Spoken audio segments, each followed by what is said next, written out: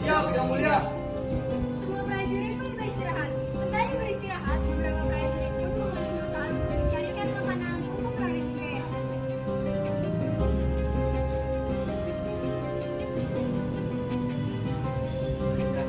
Ini ada sedikit waktunya. Terima kasih buat ibu. Memang aku rasanya sedikit lapar.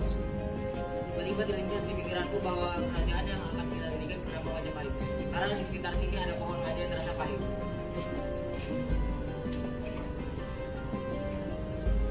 Akhirnya, pada tahun 1293, didirikanlah kerajaan bernama Majapahit yang terletak di selatan Sungai Berantas, Trawulan. Setelah didirikannya, Raden Wijaya memiliki patih yang bernama Ranggalawe dan Lembusora.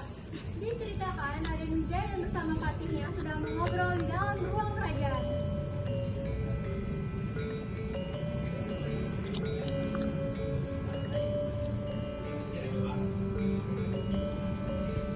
Wahai para patiku, berjanjilah kalian akan setia kepadaku. Apakah kalian mengerti? Siap, mengerti. Usai mengobrol di dalam ruang kerajaan, ternyata Ranggalawe dan Lembusora pun merencanakan sebuah pemberontakan untuk membunuh Raden Wijaya. Temanku, aku tidak sudah puas dengan kepemimpinan Raden Wijaya. Aku siap untuk memulihkan kekuasaannya. Dan aku juga akan banyak sekali yang akan siap membantu kita.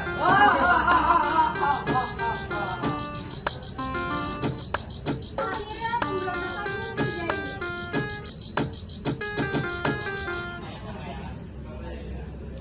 Tolonglah badiku. Pemberontakan pun terjadi dan mengakibatkan Raden Wijaya terbunuh.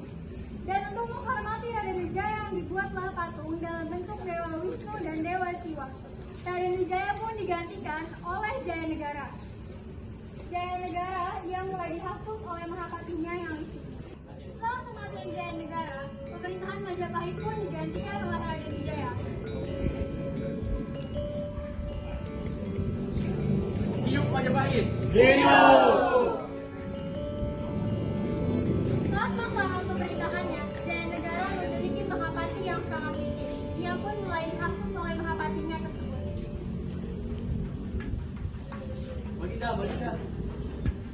Ada apa, Pak Pati? Sepertinya Pak, sekarang kerajaan semakin gawat, Baginda. Banyak pejabat yang ingin menggantikanmu. Kamu harus segera dihukum. Kalau gitu, cepat bersihkan mereka semua. Baik, Baginda. Seiring dengan berjalannya waktu, akhirnya Jayanegara pun sadar akan kelicikannya seorang Mahapatinya tersebut. Ia pun menghukum mati Mahapatinya tersebut. Dasar kau licik, Mahapati. Tiga-tiganya kau mengkhianatiku untuk mengambil tahta kerajaan. Maafkan hamba, Baginda. Setelah menghukum Mahapatinya tersebut, kondisi kerajaan mulai normal. Namun tidak disangka, Jayanegara bermain api dengan istri dari seorang tabib bernama Tabib Tanca. Tanpa sepengetahuan Jayanegara, Tabib Tanca ternyata telah mengetahui hal tersebut. Tabib Tanca pun memutuskan untuk menemuinya di dalam ruang kerajaan. Ada apa, kamu bertanda? Tidak usah berpura-pura. Aku telah mengetahui sebab bukanmu. Kamu telah bersinggung dengan istriku. Maafkan aku saja. Aku yang membohongimu. Aku tidak tahu dengan kamu ini gara-gara saatnya aku membunuhmu.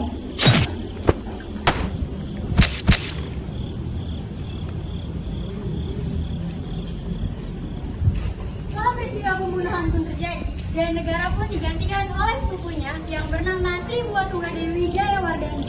Selama masa pemerintahannya, terjadi banyak sekali pemberontakan. Salah satunya adalah pemberontakan yang ditumbaskan oleh Gajah Mada.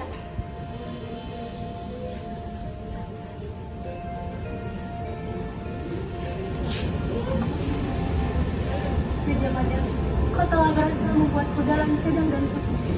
Aku sangat berterima kasih kepadamu. Dan berkat pengabdimu terhadap kerajaan, aku mengangkat menjadi patimu. Baginda, sungguhkah engkau akan bertanya begitu belakang paman tersebut? Tentu saja, kau pantas mendapatkan sebagai sebuah dari pengabdimu. Terima kasih yang mulia. Saya melihat telah menganugerahku gelar hormat tersebut. Maka saya akan berjanji pada seluruh pembesar kerajaan di sini, saya akan berpuasa hingga saya menguasai seluruh Nusantara.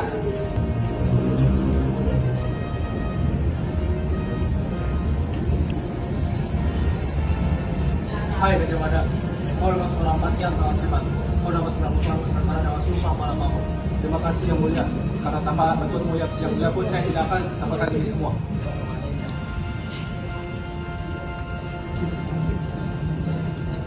Pada masa pemerintahan Hayam Wuruk terjadi sebuah perang yang bernama Perang Bubat. Awalnya ini adalah sebuah tipu muslihat Gajah Mada untuk menundukkan kerajaan Sunda Pajajaran. Namun, dia telah berhasil melakukan Sunda Pajajaran dan mendatangkan Raja Sunda yang bernama Sri Baduga. Ia pun berniat untuk melamarkan putrinya bernama Biak Pitaloka untuk meminang sebagai istri Hayam Wuruk. Bapak Niko, kukira ini sudah cukup dewasa. Dengan putri dari Sri Baduga Maharaja, apa yang meminangnya? Ia akan mempererat hubungan antara kerajaan kita dengan kerajaan Sunda Pajajaran. Tidak baginda, saya akan menjodohkan Anda dengan Biak Pitaloka. Dengan perjodohan ini akan saya gunakan untuk membuat kerajaan Sunda Pajajaran mengakui kedaulatan kita. Apakah baginda setuju? Baiklah, Pak Niko. Kurasa itu dia baru. Silakan semua berbicara pada. Baik, semuanya.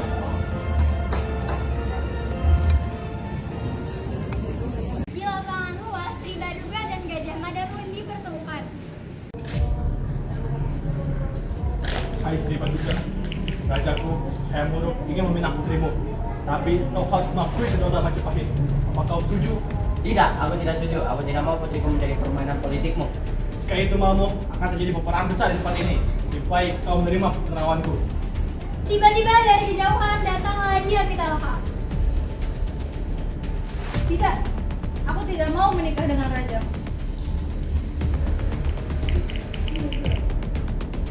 Dasar kau, jika kau tidak ingin terjadi peperangan di tempat ini, lebih baik kau menikah dengan rajaku.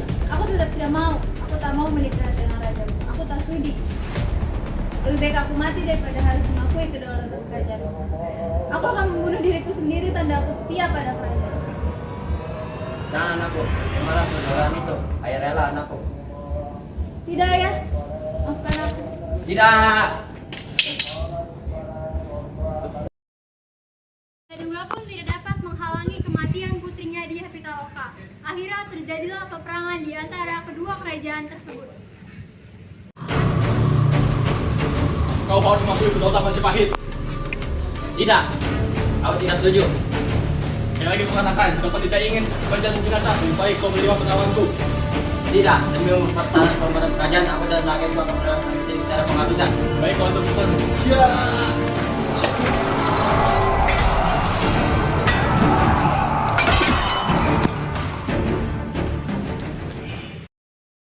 Karena ketidakseimbangannya antara pasukan Gajah Mada yang berjumlah besar dengan pasukan Sri Baduga yang berjumlah kecil, peristiwa itu pun berakhir dengan gugurnya Sri Baduga, para menteri, pejabat, beserta segenap keluarga kerajaan Sunda. Kerajaan Sunda pun binasa di lapangan Bubat sehingga disebut Perang Bubat.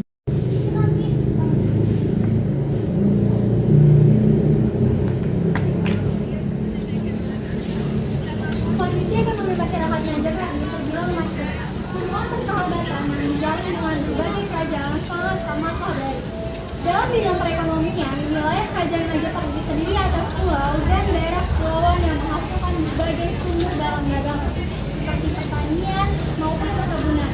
Mereka pun juga berhasil dalam bidang timah, besi, intan, gading, dan lain-lain. Kerajaan Majapahit memegang dua peranan yang sangat penting, yaitu sebagai kerajaan produsen dan sebagai mempunyai wilayah yang sangat luas dengan kondisi tanah yang sangat subur. Sehingga kerajaan Majapahit merupakan produsen barang dengan sebagai kerajaan perantara. Kerajaan Majapahit membawa hasil bumi dari daerah yang satu ke daerah yang lainnya. Setelah kerajaan produsen, Majapahit mempunyai wilayah yang sangat luas dengan kondisi tanah yang sangat amat subur. Kerajaan Majapahit membawa hasil bumi dari daerah yang satu ke daerah yang lainnya. Berapa lama Majapahit berjaya, ternyata tibalah masa keruntuhannya. Karena kematian Gajah Mada dan ibunya Tribuatungga Dewi, Hayam Wuruk kejelingan penasehatnya dan menyebabkan kerajaan menjadi gunjang-ganjing. Kerajaan Majapahit pun digantikan oleh seseorang bernama Bre Wirabumi. Salah satu penyebab kerajaannya Majapahit yaitu adanya perang saudara antar keluarga kerajaan. Wardani, kau lebih pantas menjadi raja. Karena itu memang hak, bukan hak suamiku. Kak, bukan maksudku untuk tidak menjadi raja, namun aku tidak siap menjadi raja dari kerajaan ini, Kak. Apa? Kau tidak siap? Jika kau siap, ini emang aku. Maka kau berhak menjadi raja. Istriku, jika kau tidak siap untuk menjadi raja, aku siap untuk menggantikanmu. Apa? Bangga sekali kau mengatakan dirimu. Iya. Aku yakin, jika kau menjadi raja, kerajaan ini akan runtuh. Kemarahan Wira Bumi pun semakin tak terbendung lagi setelah Wikrawardhana menyerahkan kekuasaannya pada Sumita anaknya. Dan akhirnya terjadilah peperangan di antara mereka. Peperangan di antara mereka yang disebut Perang Paragreg yang mengakibatkan terbunuhnya Wirabumi dan secara tidak langsung menyebabkan semakin melemahnya kerajaan Majapahit, serta timbullah benih balas dendam di kalangan keluarga kerajaan. Dengan melemahnya kerajaan Majapahit, terjadilah peperangan oleh pasukan kerajaan Islam Demak, pimpinan Raden Patah yang menyebabkan keruntuhan Majapahit.